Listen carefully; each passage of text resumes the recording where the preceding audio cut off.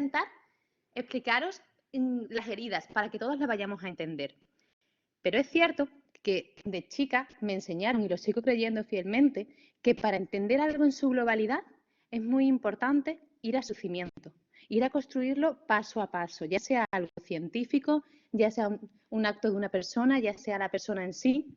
Y eso es lo que voy a intentar hacer hoy. ¿Cómo quiero hacerlo?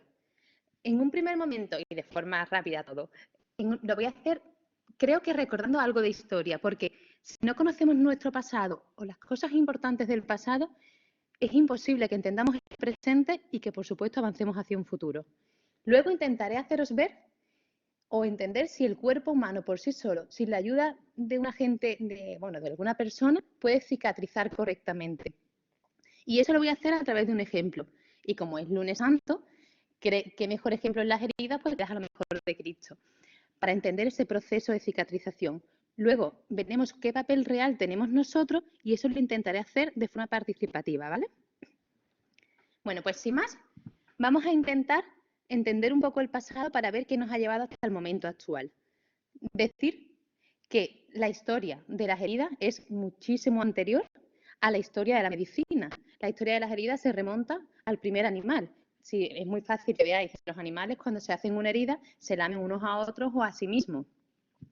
Pues cuando llegó el hombre, esto de lamerse se paró y lo que se empezó a dar es un concepto mucho más mágico y mucho más basado en rituales. Durante muchos siglos el tratamiento de las heridas fue a base de ungüentos y es verdad, y de muchos rituales. Tanto es así que si había una complicación de esas heridas, evidentemente la culpa era un castigo divino. Un castigo divino que era por algo malo que había hecho o la persona que tenía la herida, o su familiar, o sus antepasados. Y tanto era así que esa familia quedaba estigmatizada durante muchísimos años. Casi, si lo recordaban de boca en boca, pues hasta un siglo podía llegar. Dicho esto, es cierto que nosotros de representación en la literatura o representación en la pintura tenemos de miles de heridas y a lo largo de todas las historias, ¿vale? Si dividimos en antes de Cristo y después de Cristo, es cierto que antes de Cristo hay dos momentos que son muy representados, tanto las heridas mitológicas como la de los gladiadores. Las heridas mitológicas quizás he puesto un ejemplo que no sé si la veis, que es realmente quizás la herida más representada o la que la mayoría de los pintores más han elegido para representar, que es el mito de Zeus y Prometeo. Yo creo que os lo recordaréis porque es uno de los más conocidos. Bueno, pues como anécdota, Prometeo, que era un titán, que era amigo de los hombres, robó el fuego. Los dioses, en concreto Zeus, lo ató a una roca, le hizo una herida en sus costales y mandó un águila diariamente para que se fuera comiendo su hígado, hasta que se murió. En los gladiadores es muy característico porque el 100% de los gladiadores morían por las heridas, ya sea los que morían, claro, ya sea o bien porque se sobreinfectaban o bien porque sangraban. En esa época se hablaba de que a los gladiadores se le echaba una cosa que se llama acetum, y eso era vinagre. Esto es lo más característico o las representaciones más características antes de Cristo. Después de Cristo tenemos las propias heridas de Jesucristo, son las más representadas a lo largo de toda la historia. En la Edad Media encontramos con muchísimas representaciones y muchísimos tratamientos descritos, y así. Pero daba igual la época, porque realmente da igual, antes de Cristo, después de Cristo, lo que más importaba era controlar sus dos principales complicaciones, el sangrado y la infección. Y creo que es ético y además imprescindible nombrar a dos personas muy importantes en la historia de las heridas, entender en qué punto nos encontramos ahora mismo. Y ese es Hipócrates que ya en el 430 a.C. ya dijo que lo más importante en una herida era lavarla bien, que la laváramos adecuadamente, que eso era lo más importante, que luego si queríamos cicatrizarla, pues él ponía el ejemplo con resina de pollo o con grasa de cerdo, perfecto, pero si no la teníamos limpia, era imposible que esa herida evolucionara adecuadamente. Este era el antecesor de Lister, porque Lister posteriormente lo que habló es de la antisepsia, y hoy en día seguimos muy parecidos. Pongo a Henry de Molville, pero esto es como anécdota, porque en el siglo XIII él decía que los cirujanos sabemos hacerlas, pero no sabíamos curarlas. Bueno, yo como cirujana, pues he querido ponerlo y decir que no estoy para nada de acuerdo.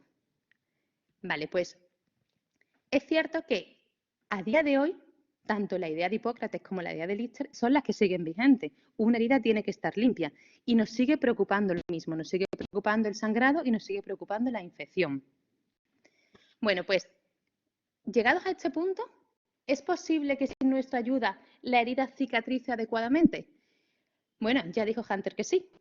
¿Y realmente cómo lo haces? Esto no es una clase de medicina y además quiero que luego se convierta en una clase más dinámica. Es verdad que no voy a entrar en profundidad, pero sí creo que es importante que tengáis unos conceptos básicos de cómo el cuerpo responde a esto. El cuerpo es una máquina bastante compleja, una máquina muy inteligente y el proceso de la cicatrización es probablemente el mejor ejemplo, bueno, uno de los mejores ejemplos que tenemos, porque es un gran ejemplo de cómo los diferentes sistemas de nuestro cuerpo trabajan juntos para poder reemplazar los tejidos que se han destruido. ¿Y cómo lo hace? Pues mira, vamos a ver. Nosotros conocemos y podemos hablar desde un punto de vista técnico. Es una membrana fibroelástica que tiene diferentes funciones, entre ellas termorregulación, producción de vitamina D, pero realmente lo que tenemos que entender es que es nuestra envoltura y que su principal función es la protección. Y que si nosotros tenemos una herida o se abre una herida en nuestro cuerpo, esa función de protección ya no la tenemos y es una vía de acceso de los microorganismos. Si encima esa piel, que también tiene función de termorregulación, no es capaz de controlar la regulación central, hace que esos gérmenes proliferen más y se provoca ya una sepsis mayor. Con lo cual, ¿qué dijo el cuerpo? El cuerpo decía, bueno, antes de fiarme de los humanos, yo de forma propia voy a intentar repararlo. Por eso, cuando la piel se lesiona, nuestro cuerpo pone en movimiento una serie de eventos que son todos automáticos, ¿vale? ¿Y qué eventos son? Son los que se conocen como la cascada de cicatrización, ¿vale? Esta cascada de cicatrización tiene 4 fases y solo voy a explicar 2 conceptos de cada fase para que os quede muy claro qué es lo que pasa. Ya en las clases de medicina esto se detallará. No es realmente lo que más quiero profundizar hoy. Esa fase, decir que la primera y la segunda fase hay gente que la considera la misma. Vale, pues ¿qué es lo que pasa en nuestro cuerpo? En un primer momento, cuando se lesiona nuestra piel, lo primero que hace es que el cuerpo saca su sistema de emergencia. Y ese sistema de emergencia es la cascada de coagulación. Esto actúa rápidamente, es decir, desde los segundos en que se produce la lesión hasta como mucho los 15 minutos. El 80% de las personas a los 10 minutos ya tiene formado el coágulo, salvo personas que están con anticoagulantes o personas que tienen problemas en la cascada de coagulación. Pero si no, en 10 minutos ya está coagulado. ¿Cuál es el objetivo de esta fase?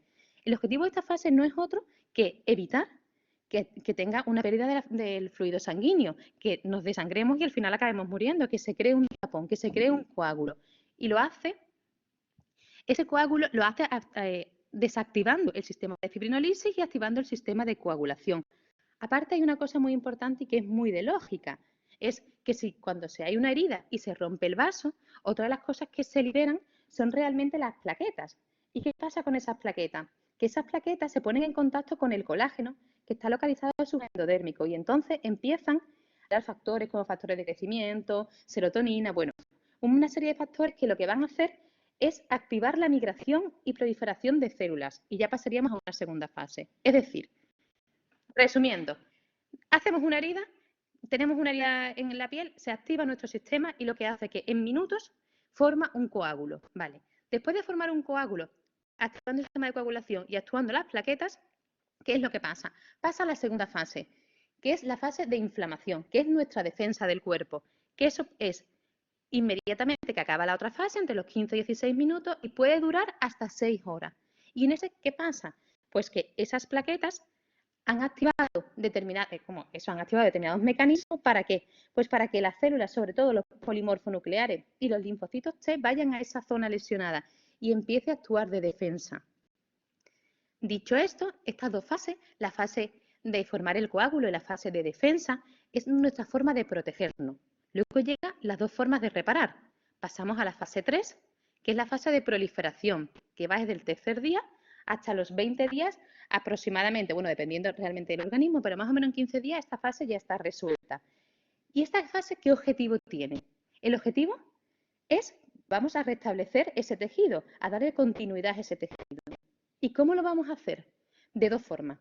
Por una parte, creando tejido nuevo, realmente creando matriz, y por otra, creando nuevos vasos. ¿Y quién se encarga de eso? Pues para crear nueva matriz van un infiltrado de fibroblasto y las células endoteliales, por otro lado, van a proliferar y formar nuevos vasos. Es decir, lo primero que ha hecho el cuerpo ha sido parar, crear un tapón para que no nos desangremos. En segundo lugar, lo que hemos hecho es atraer hasta sí los mecanismos de defensa, los polimorfos nucleares, los linfocitos, para defendernos. Y ahora estamos regando nuevo tejido. ¿Y qué pasa? Llega la última fase. La última fase puede durar años. Y esa fase realmente es para reorganizar el colágeno, para remodelar la cicatriz. Lo que hace es que, ¿cómo se hace esa remodelación? Pues migrando las células epiteliales y proliferando, ¿vale? Al final nos vamos a quedar con una cicatriz que va a ser avascular y acelular, pero no podemos olvidar que esa cicatriz nunca va a tener la misma tensión mecánica que tenía el tejido inicial, ¿vale? Entonces, solo como resumen y para que se os quede, para que entendáis que el cuerpo es tan inteligente que ante que alguien no le pueda ayudar, él solo va a responder, pasa por esas 4 fases. Primero, la fase de hemostasia para formar ese tapón. Segundo, la fase de inflamación para defendernos. Luego, la fase de proliferación para crear nuevo tejido. Y luego, la fase de remodelación. ¿Vale? Y qué mejor ejemplo que verlo hecho, como digo, hoy lunes santo, que en las heridas que tuvo Cristo y en concreto, ¿en qué momento? ¿En qué heridas en concreto? Pues en las heridas de la crucifixión. Vamos a ver, ¿qué pasó? Esto lo voy a hacer muy breve porque creo que en días posteriores igual se habla más. ¿Realmente creéis que si, por ejemplo, no hubiese habido esa lanza, se podría haber cicatrizado o podría no haber muerto? ¿O qué habría pasado? Bueno, vamos a verlo. Mira, si os fijáis realmente, cuando cuando se hace la crucifixión, afortunadamente ya no se hace, ¿no? Pues se utilizaban unos clavos que eran entre 13 y 18 centímetros. ¿Dónde se colocaban habitualmente? Pues en las manos, entre el radio y el metacarpo, y en los pies, entre el primer y segundo espacio metatarsiano. Si solo tenemos eso, realmente tenemos muy poco estructura ósea y lo que pasaría es que se desgarraría y se cae, porque no hay estructura ósea suficiente de soporte. ¿Qué es lo que pasa? Realmente, por esa herida que ocasionan esos clavos, en menos del 10-15%, esos clavos van a darle a grandes vasos. Lo normal es que no, pero sí tiene una alta probabilidad de darle a nervios como el cubital, como el mediano, y provocar un intenso dolor. Un intenso dolor que lo que hace a su vez es un problema en la respiración, sobre todo afecta a la exhalación. Y lo que hace es que entra en hiposemia e hipercapnia y al final entra en una acidosis respiratoria. Que es verdad que con el tiempo esa acidosis respiratoria, con los minutos, con las horas siguientes, los puede matar. Pero también es cierto que se ha demostrado que los crucificados, casi el 20%, pues si solo tenían eso, se les desgarraba porque no tenía soporte óseo esos clavos y caían al suelo. ¿Qué pasó en Cristo en concreto? Pues aparte de esto, parece que la lanza que le dio directamente al pericardio, provocó un taponamiento pericárdico. ¿Qué quiero decir con esto? Que el cuerpo es verdad que es inteligente, que el cuerpo es verdad que puede cicatrizar, pero es que hay situaciones que si nosotros no actuamos es imposible o es muy difícil que viva, sobre todo cuando da a grandes vasos porque no le da tiempo a formar un tapón de coágulo tan grande o cuando hay una gran cantidad de microorganismos que invaden esa piel, tampoco tienen un mecanismo de defensa que pueda actuar tan agresivamente. Por eso, nuestro papel sí que tiene valía. ¿Y qué es lo que tenemos que hacer? Y aquí lo que quiero explicar son curiosidades que nos tenemos que quedar y que no se nos puede olvidar, porque entiendo que seréis de diferentes grados y que además de diferentes niveles a nivel de la carrera. Entonces, creo que esto es importante para todos. Es cierto que a lo largo de vuestra profesión, quien se dedique a la medicina, se va a encontrar todos heridas. Heridas os podéis encontrar miles, clasificación, muchísimas de las heridas. Yo he puesto la más común, la clasificación según el agente que lo provoca. Vale, pues lo que sí es importante es que actuemos.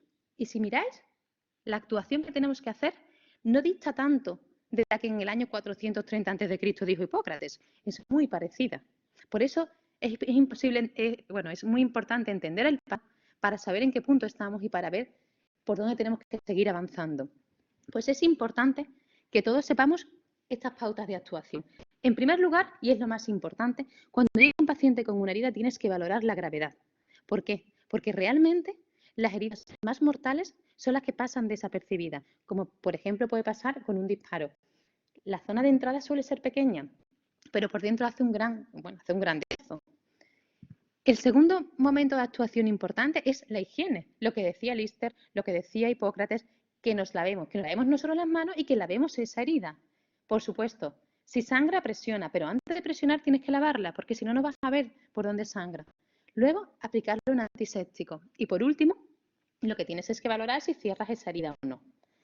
En lo que es la actuación de las heridas, esto debería de quedarse grabado en todo el mundo, pero es cierto que hay muchos mitos y realidades. Si os pregunto, seguro que algunos me diréis que sí y otros que no. Hay quien dice usa azúcar para las heridas. Bueno, verás, el azúcar es verdad que es un antibactericida, pero es verdad que produce microhemorragia, con lo cual, usando el sentido común, tenemos muchos antibactericidas con muchísimo más efecto y más demostrado. No usemos azúcar. La miel. La miel es verdad que es cicatrizante, pero no está demostrado sus efectos secundarios ni sus complicaciones. Habría que estudiar previamente. El aloe vera. El aloe vera está demostrado para las heridas que son cerradas, para las abiertas no. El barro. El barro reduce de una forma muy importante el dolor, pero es que sobreinfecta casi el 90% de las heridas a las que se le aplica. La pasta de dientes. Bueno, pues la pasta de dientes es un importante irritante, además de provocar sobreinfección casi en un 10% de los casos, con lo cual no. El sol. El sol provoca inflamación en la zona y retrasa muchísimo eso de cicatrización, sobre todo la segunda fase la prolonga mucho, y aparte de alterar la pigmentación, con lo cual si vas a exponer al sol, bajo protección. ¿Soplar la herida o aplicarle saliva? Pues bueno, soplar la herida o aplicarle saliva realmente es que no tiene sentido porque lo que va es sobreinfectarla más. Decir que lo que sí debemos hacer es que no se ha grabado bien el dibujo, realmente era bastante más bonito. Bueno, pues sí es cierto que es una realidad que tenemos que tener limpia la herida, que ahora iremos poco a poco viendo cómo, que si sangra hay que taponarla, que hay que usar antiséptico y que hay que cerrarla. Vamos a ver cómo. Bueno, pues en cuanto a lo que es la limpieza, bueno, pues lo más recomendado para usar es el agua. El agua potable es lo más recomendado, con un nivel de evidencia que está basado en los mejores estudios, ensayos clínicos aleatorizados. Con lo cual, si estamos en la calle o en cualquier parte, agua potable. Si es un medio hospitalario, pues disponemos normalmente de solución salina isotónica. Bueno, pues usémosla. Y ahora, esta gráfica, esta que aquí, lo he aprendido haciendo esta charla, me la pasó el doctor de la Portilla y es verdad que es muy interesante porque a priori puedes pensar que quizás con una jeringa de pera o con un bote de presión vas a lavar mejor la herida. No, realmente esto es lo que disponemos en el hospital, de jeringas de forma de pera, de jeringas sin aguja, de los botes de suero que nos traen, pero lo que realmente mejor limpia la herida es la jeringa con una aguja de 20 G. ¿Por qué? Porque hasta una presión por encima de 8 no es eficaz, con lo cual lavémoslo con agua con solución y si puede ser con la jeringa y la aguja, mejor. Vale, pues dicho eso, otra de las cosas que quiero dejar claro, porque si os dedicáis a la medicina y si no, si estudiáis algo sanitario, lo van a preguntar muchísimo a vuestros familiares y sobre todo los pacientes os van a decir, ¿me puedo duchar con la herida? Claro que te puedes duchar con la herida. Es decir, ni aumenta la infección, ni retrasa la cicatrización y además es algo que está muy asociado a la salud. Lo más importante es la higiene. Lávate, claro que sí. Dicho eso, anticom. Nuestro antiséptico estrella es la clorexidina, salvo el cordón umbilical que utilizamos, que lo recomendado es usar alcohol de 70 grados, ¿vale? Sí es importante que sepáis que la clorexidina no se puede usar a nivel del ojo, a nivel del oído, ni del peritoneo, ni intraabdominalmente. La povidona hay una cosa curiosa, que es cierto, que se puede usar en los alérgicos al yodo, salvo que su uso sea muy repetido. Si su uso es muy repetido, no, pero si es de forma aislada, sí, y no se puede usar en el embarazo. Vale, ¿y qué hacemos cuando sangra? Bueno, esto sí me gustaría dejar algunos conceptos que creo que muchas veces cometemos el error. ¿Qué es lo que pasa? Cuando una herida está sangrando, ya la has limpiado y ves que está sangrando, comprímela, haz una compresión directa, hazlo con gasas o compresa. Pero hay una cosa importante. Quería dejar claro los procesos de la cicatrización y el tiempo de cada uno para que entendáis y para que uséis la lógica. Es decir, si me estáis diciendo o sabemos que el coágulo se forma hasta los 15 minutos, no me vale que estéis taponando 3 minutos y lo quitéis, porque lo más normal es que no se forme el coágulo. Esperéis mínimo 10 minutos presionando. ¿Y qué pasa si esa gasa se llena de sangre? No pasa nada, no la quites, pon otra encima, porque si la quitas, rompes el coágulo que se esté formando y volvemos a empezar de cero el proceso de coagulación. Volvemos a empezar de cero esos 10 minutos primero.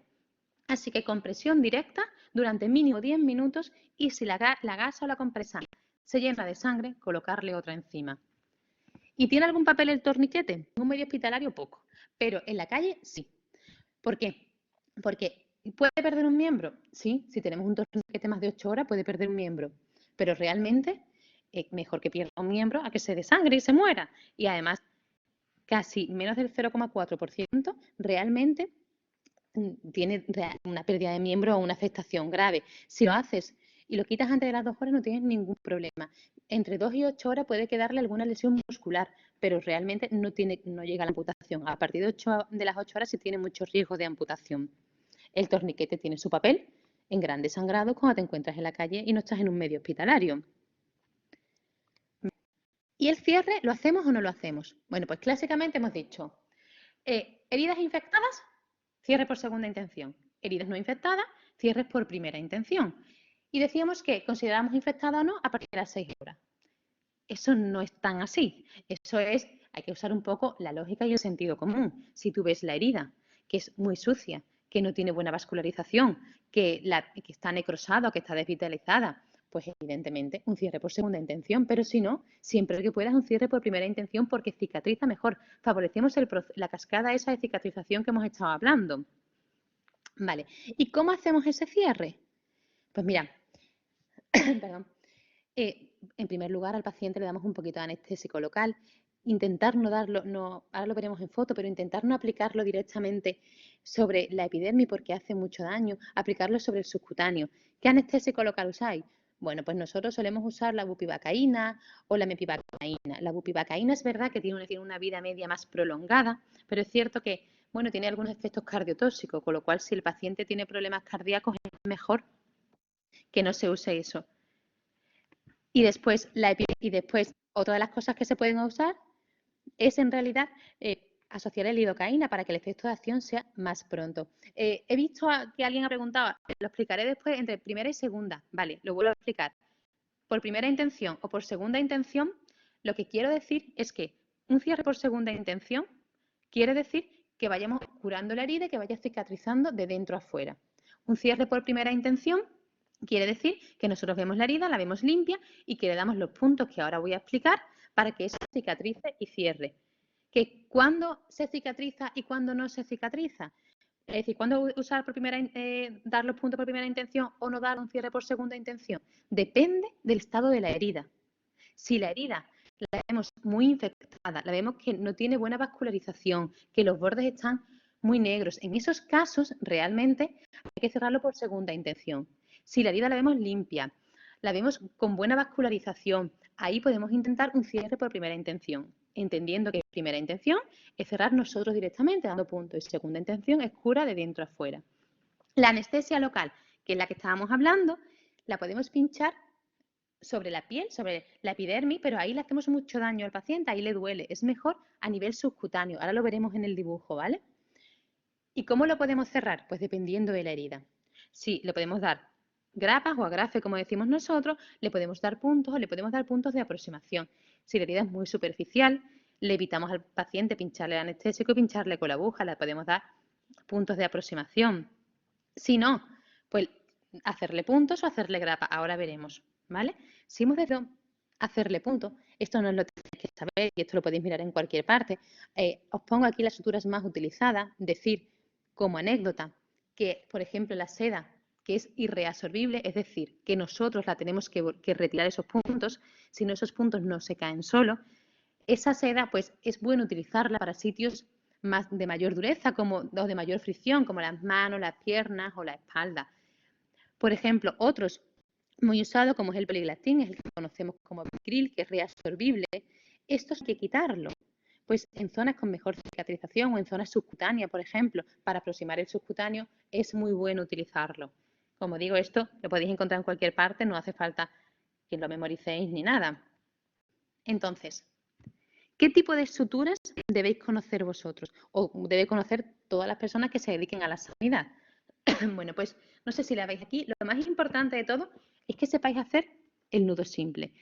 El nudo simple consiste, también lo veréis en foto ahora, metemos la aguja, lo sacamos, lo puedes hacer de una vez entera sacándolo entero o lo metemos, lo sacamos, lo metemos por dentro otra vez o por fuera, es decir, de fuera adentro, de dentro a afuera y luego lo anudamos.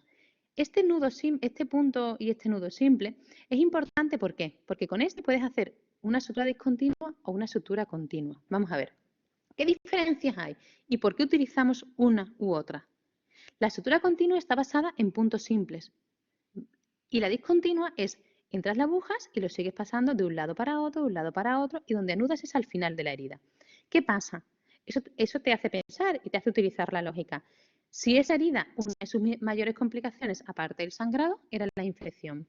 Si esa herida se infecta, en una sutura continua tienes que quitarla entera. Se abre entera la herida. En una sutura discontinua, con quitar 1 o 2 puntos puedes drenar por ahí la herida. Y luego si va a hacer un cierre por segunda intención, es decir, con curas diarias de dentro a fuera, va a tardar muchísimo menos en repararse esta que en repararse esta. Ahora, es verdad que si el sitio es muy limpio, con muy poca probabilidad de infección, esta sutura reparte mejor la tensión que esta. Y es más difícil que esta espontáneamente se vaya a esta por cómo reparte la tensión. Hay otras formas de sutura, que es esta, que es la intradérmica. ¿Esta cómo es? Esta sutura intradérmica se utiliza, sobre todo lo utilizan mucho en toda la parte estética. Los cirujanos maxilofaciales, los cirujanos plásticos, mucho. ¿Por qué? Porque se utiliza un hilo reabsorbible, ¿vale? Ese hilo reabsorbible no se hace por fuera en la piel. Todo el tiempo se va haciendo aquí, ¿vale? Lo vas haciendo todo el tiempo ahí en la dermis, vais haciendo la sutura, vas de un lado a otro, de un lado a otro, aproximándolo por dentro y no por fuera, ¿vale? Hay otros puntos que son los colchoneros. ¿Cuándo los vamos a utilizar? Estos puntos colchoneros es para zonas donde hace falta más fuerza.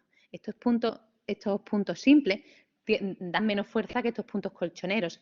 Y se usa, por ejemplo, pues para la espalda o para heridas que están muy a tensión, para tener, como digo, más fuerza. ¿Cómo se hace? Imaginaros que esto es la piel, ¿eh? Entráis, ¿veis? De fuera y lo sacáis por el otro lado de la piel. Y ahora volvéis a entrar por ese lado de la piel y lo sacáis aquí y anudáis. Volvemos a verlo. Entramos por aquí y lo sacamos por aquí por fuera. Volvemos a entrar por aquí y lo sacamos por aquí. Vale, esto, grapas. Las grapas se utilizan sobre todo, pues para, es que en el cuero cabelludo va muy bien, en la espalda también, y a veces en las piernas también va muy bien. No deja, erróneamente lo que piensa la gente, no deja cicatrices más feas, ni dejan mayores señales, para nada. El proceso de cicatrización se hace igual. Y esto es esto es una sutura especial, es decir, esto es importante porque cuando hay zonas de esquina, esas zonas de esquina están muy desvitalizadas, tienen poca irrigación y cicatrizan peor. Por eso es importante que, bueno, vayamos aproximando la herida y en esas esquinas intentemos hacer una especie igual de punto colchonero. Entramos, salimos, salimos y entramos. No sé si lo entendéis, es verdad que esto sin una práctica, lo ideal es que tengáis pues una patita de cerdo o algo así para ir probándolo, es bastante más difícil, es verdad. Este es un ejemplo, mira, cuando decía de cómo se ponía la anestesia local, imaginaros que aquí viene la herida.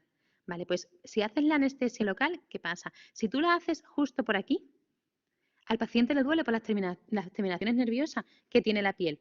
Meter un poquito más la aguja y llegar al subcutáneo, meterla 1 centímetro o un poquito menos. Siempre que vayáis a pinchar algo, ya sea un anestésico o algo, siempre aspirar un poco, ¿vale? Porque si os sale sangre, habéis pillado un vaso. Retirarla. Y probar un poquito más para arriba, ¿vale? Así se inyecta. Empiezas aquí, vuelves ahí a pinchando, porque esta jeringa es muy chiquitita y es de insulina, pero lo mejor es usar una jeringa chiquitita que no le haga mucho daño para que no traspase todo el subcutáneo y hagas tú la lesión. Vale, ¿cómo damos el punto? Este es el punto simple que hemos hablado. Tenemos un porta y tenemos la aguja. Imaginaros que la aguja la dividimos, el semicírculo de la aguja lo tenéis que dividir en 3 partes. Vale, pues entre el segundo y la tercera parte, ahí es donde se tiene que coger la aguja para poder girar adecuadamente la mano y para poder hacer la tracción y el movimiento. La metes y lo puedes hacer de dos formas, sacándola directamente aquí o, como hemos dicho antes, entramos, salimos por medio, es decir, desde fuera a adentro y entramos otra vez de dentro a afuera. Y luego ya anudamos. Es mejor anudar con porta, ¿vale? Aquí se ve entrando de las dos formas, es decir, de fuera a adentro y de dentro a fuera.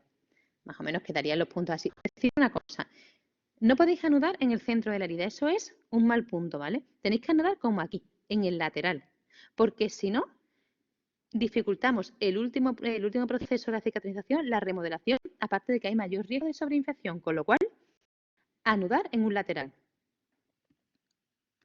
Vale, pues dicho eso, vamos a poner un ejemplo de lo que podíais encontrar vosotros. Bueno, estas son una de las heridas que podemos ver. Imaginaros que estáis de guardia. Bueno, estaría bien que lo contestarais, pero si no, lo contesto yo. Imaginaros que estáis de guardia, que es verano y que, sobre todo cuando empezáis la residencia, pues os fastidian mucho más las guardias, porque decís, todos mis amigos están en la playa, mis padres están en la playa y yo aquí en la guardia, y encima viene porque dos borrachos se han peleado y se han cortado. Pues la verdad que vas muy desganado. Vale, pues imaginaros que estáis en esa situación. Llega, ¿y qué es lo primero que tenemos que hacer con este paciente? Da igual lo que pongáis, ¿qué es lo primero que deberíamos hacer con ese paciente? Porque realmente ahí falta lo más importante. Lo que tenemos que hacer con ese paciente, en primer lugar de todos, es ver la estabilidad. ¿Os acordáis de los pasos que hablamos al principio? No lo podemos olvidar. Estos pasos son imprescindibles, ¿vale? Hay que valorar la edad de ese paciente. Tenemos que ver si ese paciente a lo mejor tiene una herida, pero a lo mejor tiene otra más profunda que hemos pasado desapercibida. Bueno, pues eso es. Vemos que el paciente está estable, que el paciente está bien y que el paciente, bueno, de entrada solo tiene esta herida que vemos aquí en el brazo. ¿Qué le hacemos? En primer lugar, lavarnos nuestras manos, colocarnos nuestros guantes estériles y lavarlo a él. Si estamos en un medio hospitalario, utilizamos el suero que hemos hablado. Si no estamos en un medio hospitalario, el agua. Es importante que le preguntéis si es alérgico a algo. Eso es muy importante. Y no es el tema que nos preocupa, pero también es cierto que le preguntéis por el tétano. Vale, dicho eso, una vez que hemos hecho esto, ¿qué es lo siguiente que vamos a hacer? Bueno, pues la examinas y ves que no está sucia, que está limpia y la lavas con herida. ¿Le vas a echar algún antiséptico? Y si es sí, ¿cuál sería? Pues después de lavarla con agua, que es lo primero que tienes que hacer, tienes que ver si está sangrando. Como vemos ahí, no parece que esté sangrando. Entonces sí podemos usar un antiséptico. En este caso la clorexidina porque nos ha dicho que no es alérgico a nada. Vale, y después de eso, ¿qué haríais? ¿Sutura por primera intención o por segunda intención? Este hombre en concreto pues tiene los bordes algo oscuros, pero es verdad que son solo los bordes, que se ve que debajo de ese borde el tejido está bien, no parece sucio, la herida parece limpia, pues refrescamos un poquito los bordes, vemos que sangra, porque el sangrado es buena señal de que los tejidos están vitalizados, que tienen mucha vitalidad. Entonces, ¿qué hacemos? Sutura por primera intención. Es un brazo. ¿Qué podemos coger? Podemos coger una irreabsorbible como es la seda. Sí, es cierto, la podemos coger, pero hay que quitarla, porque no se va a caer sola. Y aparte, en esa zona en concreto, no hace falta tampoco tanta fuerza, una sutura tan tensa, aparte de que la seda al final da más problemas de granuloma en la zona. Entonces, como bien habéis dicho por ahí, el polipropileno. Muy bien. El polipropileno en la piel hay que retirar. Decía una cosa, no. Es que no he leído bien la respuesta. Bueno, luego la leo tranquilamente lo que habéis dicho. Sí, se puede utilizar una sutura reabsorbible que no se vaya a quitar, pero es verdad que si la seda quitáis también la podéis utilizar, ¿vale? Perdonad porque no soy capaz de leer la respuesta que me estáis dando a la vez, ¿vale? Bueno, ¿qué punto haríais? Pues seguramente yo lo que haría en este caso es una sutura discontinua. Por si esa herida se me sobreinfecta, puede quitar algunos puntos para drenarlo. Así lo haría yo probablemente. Bueno, y muchísimas gracias. Ahora sí puedo leer vuestros comentarios y que participéis todos. Voy a... Espera.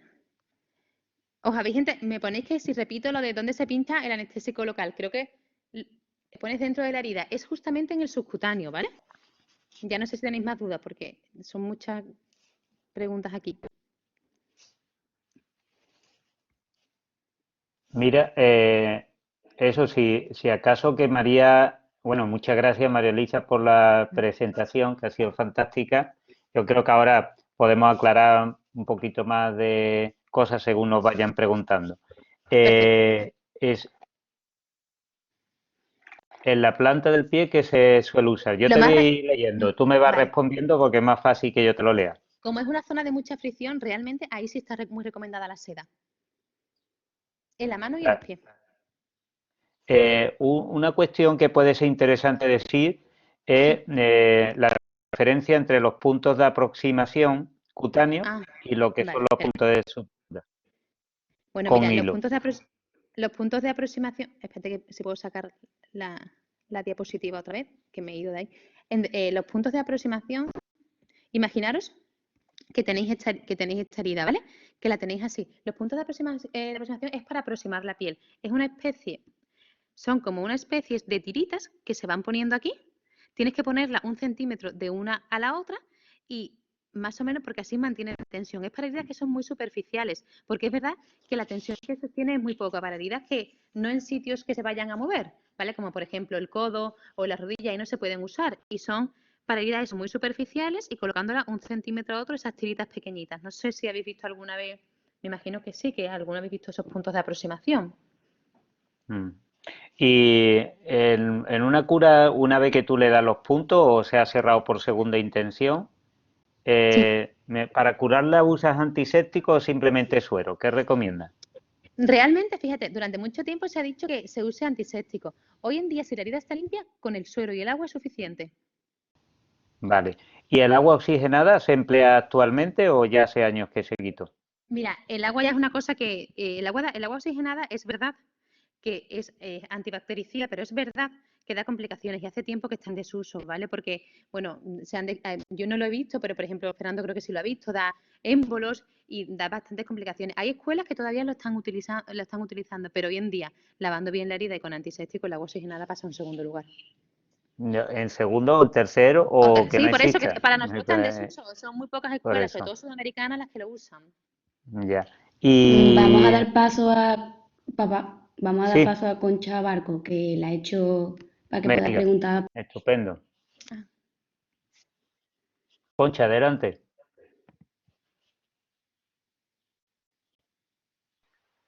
Hola, buenas tardes. ¿Concha? Hola, ahora te oigo. Hola, buenas. Bueno, yo lo que quería preguntar es que yo he utilizado de manera artesanal lo que es el aceite de oliva Sí, mezclado con Hipericon perforatum que se pone una semana al sol y adquiere un color rojizo, sí. pero con la flor y con bolas de opio para tratar úlceras por presión de grado 1 y grado 2 o bien Para ir, heridas superficiales, que es igual que el corpitol o el mepentol. Eso se puede utilizar. es para heridas crónicas, ¿no? Que es como cicatrizante, ¿no? Sí, pero digo que si eso se puede, ¿verdad? Que si éticamente se puede seguir utilizando si está hecho de forma artesanal. Hombre, realmente no es que cuando he explicado lo de los mitos, yo eso en concreto no lo sé porque nunca lo he usado, pero cuando he explicado lo de los mitos, no es que no puedas usar el azúcar. Si tú estás, por ejemplo, en una ONG, el azúcar es antibactericida, pero tiene complicaciones, con lo cual, con cosas que están demostradas científicamente, no se recomienda usar cosas que aunque demuestren su beneficio, no sabemos sus complicaciones. Entonces, si eso no tiene estamos en medicina basada en la evidencia, con lo cual, si no tiene una evidencia científica, hombre, como poder usar éticamente no sabría decirte. Ahora, lo más recomendado no, éticamente no sé. O sea, no No, sé. pues contesto yo, Concha, no se puede utilizar. Así de claro te lo digo, porque a efecto de una denuncia no hay ningún respaldo científico de emplear algo que no esté bajo el prisma de la ciencia, ¿no? Y un juez lo único que se fija es en eso, no en tu experiencia, ni en el que te ha ido bien, o que a veces hay cosas que se hacen porque tu práctica diaria pues tiene esa experiencia que pero no se puede recomendar, no se debe de emplear, ese es el mensaje que debemos dar a los estudiantes, puesto que desde el punto de vista científico no tiene evidencia para que si ese paciente tiene una complicación que puede ser de otra índole, puede ser porque sea alérgico a cualquier cosa y se da en ese momento y no tiene respaldo ninguno, cero, a efecto de una denuncia o de un problema legal, no estaría acogido por nada, ¿no? O sea, la recomendación es no emplear y cuando empleamos alguna fórmula artesanal, lo recomendable es que sea realizada en una farmacia, bajo todas las medidas antisépticas que pueda emplearse, lo cual es mi recomendación como como profesional, ¿no? O sea que Muchas gracias por la pregunta.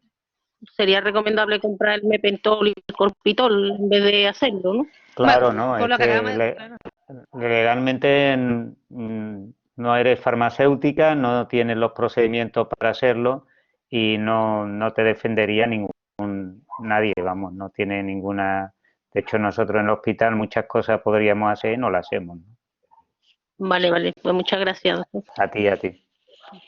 Mira, ahí estaba leyendo algunas de las preguntas que, por ejemplo, Ángela dice, ¿qué signos son más subjetivos de que la herida se haya infectado? Pues bueno, creo que Ángela, que eso es seguir los signos de Celso, es decir, si tú ves la zona que está inflamada, con aumento de temperatura, con calor, con dolor y que encima es supura, pues, pero los signos de Celso en realidad. ¿Cuál es la opinión sobre los sistemas de presión negativa? Pues bueno, mira, los sistemas de presión negativa creo que tienen su papel. Creo que el hecho de con instilación, de que le instilemos suero, antibiótico, eso todavía habría que demostrarlo más. Si eso es el coste-beneficio es o no, pero los sistemas de presión negativa en heridas muy profundas, con un subcutáneo muy profunda o con mucha infección acelera ese cierre por segunda infección, hace que el proceso de cicatrización sea más rápido, con lo cual su papel en esas heridas muy infectadas y en esas heridas muy profundas sí lo tiene, siempre y cuando no lo pongáis en contacto con las tripas, siempre y cuando estemos hablando de heridas y de subcutáneos, si no hay que utilizar esponjas especiales y es un poco más complejo. Hay situaciones en las que se tiene que usar la sutura continua, sí o sí, porque si la discontinua es más práctica por si se infecta la herida de nuevo, ¿se podría usar esta siempre? Vamos a ver, depende, es decir, la herida tienes que valorar el tipo de herida.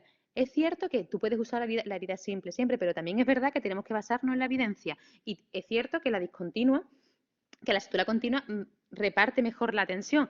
Que, por ejemplo, un ejemplo que te pongo, nosotros al hacer cirugía abdominal, nosotros lo que es la fascia la hacemos con sutura continua porque está demostrado en la evidencia que tiene bajo riesgo de infectarse y que es más beneficioso hacerla así porque evita evisceraciones, que se ve entre ese paciente y que se eviscere, las dos cosas. Entonces, tienes que valorar el riesgo-beneficio. Una cosa es que estemos hablando de heridas superficiales, donde que se ha cortado en la calle, pero otra cosa es heridas provocadas por ti mismo, que la hemos provocado nosotros los médicos y que donde la evidencia ha demostrado que la continua reparte mejor la tensión. Depende de la situación un poco. No sé si lo he explicado bien. ¿Qué podríamos hacer cuando se desprenden los puntos antes de tiempo? ¿Se recomienda volver a suturar? Eso pasa más veces de lo que pensamos. Muchas veces le ponemos en el informe de alta, retirar los puntos en 6-7 días o 8 días en el centro de salud. Y a veces vienen a la urgencia luego con la herida abierta porque se le ha quitado antes de que cicatrice. Si la herida está limpia, bueno, normalmente te la han quitado por la mañana, vienes al mediodía al centro de salud o a la urgencia y está limpia, sí lo puedes volver a dar los puntos. Es como lo que hemos hablado antes, no hay una regla estricta, es que veas la calidad de esa herida, que tenga los bordes bien, que esté bien, que normalmente esas heridas pues tienes que volver a revitalizarlas un poco, que sangren un poquito, pero sí se puede hacer otra vez, claro. La miel, Sí. que dice... Bueno, la miel es que es una... Bueno, sí, dime, perdón. No, estoy leyendo. Que tiene capacidad antiséptica, favorable a la cicatrización, incluso hay apósitos a base de miel de manuka. Exactamente, igual que hay apósitos con azúcar, pero una cosa es lo que quería explicar. Una cosa es usar la miel, que la miel, como he dicho, igual que el barro tiene poder de quitar el dolor. La miel es cicatrizante, es verdad, pero he demostrado que la miel aplicada solo, como la pasta de dientes aplicada sola, te vaya a favorecer la cicatrización sin darte complicaciones. Una cosa es que se utilice como un incipiente más de algo que se ha formado en una farmacia, pero sola la miel o sola el azúcar, eso no se debe utilizar éticamente. ¿Cómo sabemos si hay que ir al médico en un corte o lo tratamos en casa? Sobre todo ahora en la cuarentena. Sí, pues eso es un poco el sentido común. Si tú ves, es decir, tú te ves la herida, si es una herida limpia, es decir, imagínate la mano, si tú ves que puedes mover bien el dedo, una herida limpia y que puedes taponarlo y que es una herida que no es profunda, sobre todo en la profundidad, y que si tú lo taponas 10 minutos se corta el sangrado y es una herida superficial que te coge, pues lo que es la epidermis y el subcutáneo, pues entonces colócate una tirita haciendo de puntos de aproximación pero evidentemente si no puedes mover el dedo o si la herida es profunda, ves afectación muscular Entonces sí, más un poco lo vas a ver tú viendo la profundidad de esa herida. Ujú. La profundidad, o sea, la separación de los Y que bordes puedas, y que no y la- pare de sangrar, ¿no? Son los claro, también. criterios más, Mm. más precisos. También aquellas que se dan en los pliegues, porque no van a cicatrizar si no le pones, por ejemplo, en el pliegue de un dedo o la parte interna del codo, etcétera, ¿no? Pero bueno, en general, toda aquella herida en la que por la tensión se abre espontáneamente y va a precisar que la aproximemos. La saliva, Sí, la ¿en saliva la lo que herida pasa, tiene algún aspecto positivo? la saliva, antiguamente, es decir, clásicamente, incluso antes de los mitos, se utilizaba la saliva porque es verdad que estimulaba las células, pero es cierto que te sobreinfecta las heridas en más de un 50%, con lo cual no se debe usar. Vale. Importante, ¿no? La saliva no se debe emplear porque además tiene unos microorganismos Infecta. muy agresivos. El bocado de un humano es incluso a veces peor que el de un animal, ¿no? Aunque el animal, un perro, puede transmitir la rabia o cualquier animal salvaje. A ver, si no para el Hay una muy... sangrado de herida, ¿qué hacemos? ¿Hay alguien que Si no habla? para, ¿cuándo? Ah, Ah, eres tú, ¿no? Si si no no para el para de sangrado, sangrar. si no para de sangrar la herida, si tú llevas taponando la herida durante, es que no sé en qué situación estamos hablando, pero si tú estás en la calle, llevas taponando la herida durante 15 minutos y no sangra, y sigue sangrando, sigue taponándola o hazle un torniquete y llévalo al hospital, porque a ese paciente hay que verlo en quirófano. Mm, ¿Por qué La- el proceso de cicatrización está ralentizado en pacientes como la diabetes? Bueno, pues la diabetes en realidad es una enfermedad que, bueno, que lo que es la microbiota cutánea, todo eso lo altera y lo que hace es que ralentiza todo ese proceso, dificulta mucho, aparte de las complicaciones que puede tener, pero sobre todo es porque yo creo que es porque modifica la microbiota cutánea en No, sí, la enfermedad. más Entonces, bien es por la microangiopatía vascular, ¿no? Porque hay una afectación de los pequeños vasos, más que por bueno, sí, también. una Sí, afectación sí, de los pues pequeños vasos, hay una microangiopatía, ¿no? La microangiopatía diabética. Y a esto se le une que están muy dulces, porque sí. tienen azúcar. Entonces, De todas esos son maneras, los dos factores fundamentales. La falta de vascularización en el pie diabético, como sabéis, y María Elisa conoce mucho de esto, pues es difícil de cicatrizar fundamentalmente por el mal control de la diabetes por un lado y por otro la microangiopatía, la afectación de los pequeños vasos, no llega sangre, no hay neutrófilo, no se activa la coagulación, no se activa el proceso de bueno, cicatrización. ¿Cuándo se usa el pegamento quirúrgico? pues mira, el pegamento biológico se usa prácticamente en las mismas. Quirúrgico, pegamento El quirúrgico. quirúrgico, es que he leído también el biológico arriba y ya no sé cuál de los dos me está preguntando. Vale, pues el pegamento quirúrgico, tú lo puedes decir, es que hay dos tipos de pegamento. Uno que tienen una parte hemostática, que lo puedes utilizar también cuando hay sangrado, y hay otro que es solamente que actúa de la cicatrización, que esos pegamentos tienen muy poca tensión y se usan sobre todo, pues se usa mucho en cirugía pediátrica para las heridas de los niños, porque los niños cuando se caen, bueno, pues evidentemente es desagradable para todo ponerte anestésico local y darte punto. Entonces, en heridas que no tienen mucha tensión se puede utilizar. Pero hay dos tipos, ¿eh? Uno que tienen hemostático y otros que no tienen hemostático. Depende del sangrado. ¿Es importante una vez que está suturada la herida taparla o puede estar al aire? Durante mucho tiempo se ha considerado tapada. Hoy en día sabe que si está al aire es la mejor forma de cicatrización. Evidentemente, si vas a estar yo qué sé, pues con ropa sucia o con ropa que esté todo el tiempo rozándola, pues tápala. Pero si puede estar al aire libre es la mejor forma para cicatrizarla. ¿Las suturas se deben realizar de forma estéril aunque se realice de forma ambulatoria? Eso se Sí, contesta sobre sí eso, mismo, ¿no? eso siempre, es que si no, perdemos el primer principio básico de todo, que es ya lo dijo antes de Cristo Hipócrates, que hay que estar limpio, tú y la herida, si no, fracasamos en todo. En el caso de un labio, ¿cuándo se decide suturar?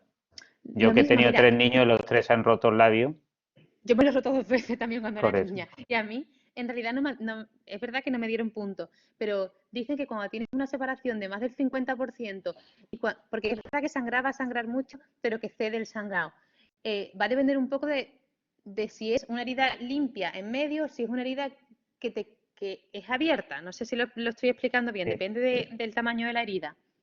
Hay un criterio importantísimo en el labio que debéis de emplearlo, que es el alineamiento de la comisura labial.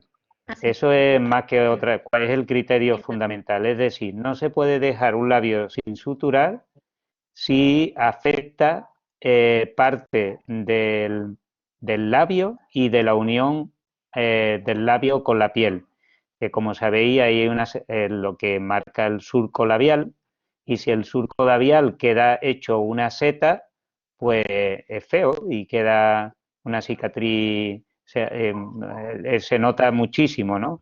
Hombre, las mujeres si os pintáis los labios, por lo mejor un poco menos, ¿no? Sí. Pero el criterio para suturar el labio es ese, la no alineación de la comisura labial, ¿eh? Si veis que se va a alinear de forma incorrecta, lo prudente es dar unos puntitos de aproximación en la piel, no en la parte del labio. El labio habitualmente no se sutura, o se sutura poco, se puede suturar con una sutura con muchos ceros, 5, 4 o 5 ceros, para que no quede mucha marca, aunque en el labio queda poco, pero sí la comisura labial, ¿eh? A ver, si aparece una herida en un tejido anteriormente dañado y ya cicatrizado, por esa avascularización es más difícil la cura. Porque bueno, es verdad que es más lenta, más enlentecida, pero lo que tienes avascular es esa piel que te ha formado. Luego, si tienes vasos dentro, es decir, es esa piel. Lo que retrasa es el proceso de la cascada de cicatrización, pero si la vuelves a cicatrizar. En cuanto a las plaquetas, en algún momento cuando alguien se arranca la costra, muchas veces paran de trabajar. No, bueno, a priori se cree que no. La Claro, plaqueta no, y es que aparte... es que la plaqueta es que lo que pasa es que el vaso se ha roto, entonces salen al exterior y se ponen en contacto con el colágeno. La Entonces, costra no es se van. plaqueta, ¿eh? Claro, por eso. Eso Es que que llamáis la costra no plaqueta es sale plaqueta. porque se rompe el vaso. Es que está dentro del vaso y se rompe y las plaquetas salen.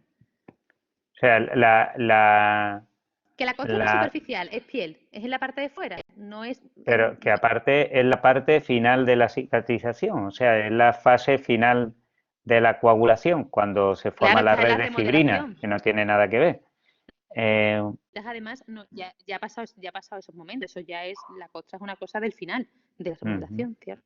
¿Cuánto tiempo debe estar los puntos puestos antes de retirarlo? Depende de la zona. Es decir, la media es entre 8 o 10 días. Hay gente que en 7 días se lo puede quitar, más o menos, pero depende. Si es una zona con mucha tensión, como puede ser pues la espalda o como puede ser el cuero cabelludo, pues se recomienda unos 15 días. Eso realmente se va viendo más si tú vas viendo la herida día a día. En el centro de salud tú vas a ver cómo esos bordes los bordes cuando están frescos, es decir, cuando todavía no se ven muy unidos, cuando se ve que todavía echan una especie de liquidito, hay que dejarlo un poquito más secar. La media es eso, en heridas simples, entre unos 7 10 días, heridas que sean con mayor tensión un poquito más, unos 15 días, 12, 15, dependiendo cómo vayas viéndolo, en verdad. Si la herida se produce en sitio como la oreja, sí, en los que no se puede aplicar clorexidina. No se puede aplicar clorexidina por dentro de la oreja, que te caiga dentro. Eso En lo que es la parte de fuera, sí, ¿eh? Que no sé si claro, a en lo el mejor no lo oído he explicado. interno no, en el oído Claro. interno no, pero en la oreja sí, la oreja es piel, ¿no? Si se da una herida en una zona sujeta a mucha movilidad, como una zona articulada como los dedos, aunque esté suturada, ¿a partir de qué momento es conveniente mover la zona para evitar la pérdida de movilidad? Mira, por ejemplo, si te lo haces en el dedo, como por ejemplo has puesto, es bueno que antes de que se suture la herida veas que el dedo lo puedes mover, ¿vale? Después, es verdad que no sé si hay plazos, no sé, porque la verdad que no lo he revisado, si hay plazos establecidos para eso, pero yo entiendo que es un poco el sentido común y un poco la lógica. Si lo mueves mucho, esos puntos se van a abrir. Entonces, realmente, los primeros 4, 5, 6 días, que es el tiempo gordo, la cicatrización, dejarlo inmovilizado y luego poco a poco moverlo. Depende un poco también, es decir, las piernas están 15 días inmovilizadas y no pasa nada, ¿sabes? Que en realidad tampoco... Si estuviera en la calle, hacer un torniquete, yo cuando oigo torniquete me echo a temblar, ¿sabes? Sí. ¿Cuándo sería la forma más correcta de hacerlo? cortar algún trozo de ropa, de algo que esté limpio, es decir, que esté lo más limpio posible, y el torniquete no se puede hacer sobre la herida, tiene que ser unos 5 centímetros por encima de la herida, ¿vale? Es en esa zona donde se le hace, y coger tanta presión, girarlo tanto, hasta que realmente deja de ceder la sangre. Esto es solamente en casos extremos, en la que se esté sangrando el paciente y tú veas que es el miembro y que no dé tiempo a llegar al hospital. Se hace eso y no debe de tenerlo más de 2 horas puesto, o sea que tiene que trasladarlo a un hospital rápidamente.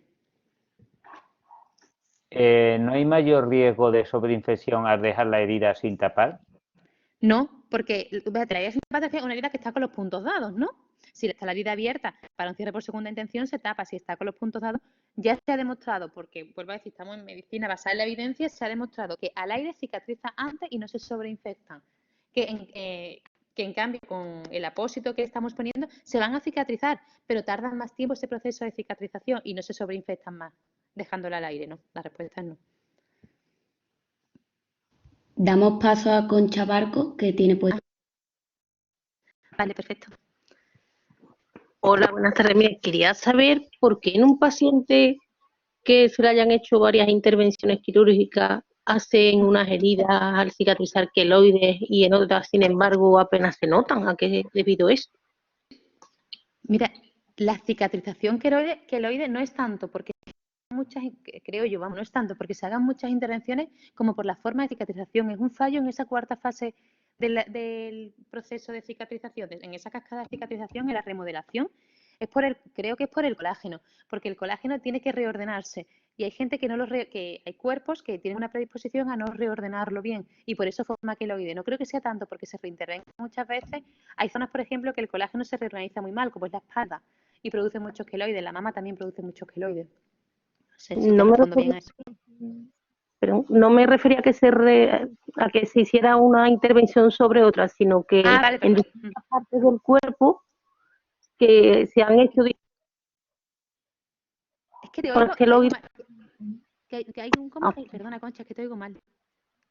que en algunas partes del cuerpo yo he visto personas que a lo mejor en una pierna hay un queloide y en un túnel del carpo no. Vale. Sí, Entonces, bueno, no sé a qué se debe. Concha, mira, el proceso se llama patología de la cicatrización y el proceso de cicatrización de las heridas depende de un paciente a otro, los factores son múltiples, como es una alteración del colágeno, una sobregeneración de colágeno, y esa sobregeneración de colágeno engendra una herida hipertrófica, porque hay distintos tipos de patología dentro de la cicatrización. Uno de ellos es la herida queloidea. Y existen muchas teorías, pero entre ellas la más cercana es un defecto en la cicatrización por una hiperproducción de colágeno, que es una de las partes fundamentales de la cicatrización. No se puede prevenir, aunque se ha intentado en pacientes que tienen ya predisposición a la formación de queloides, administrar corticoides local, pero no sirve.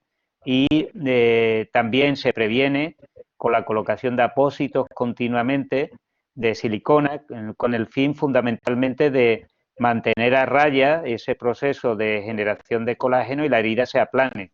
Pero no significa que eso no dé una cicatrización anómala, sino lo va a ser un queloide plano, que es distinto del queloide hipertrófico, ¿vale? No sé si te hemos contestado a la respuesta, a la pregunta, perdón.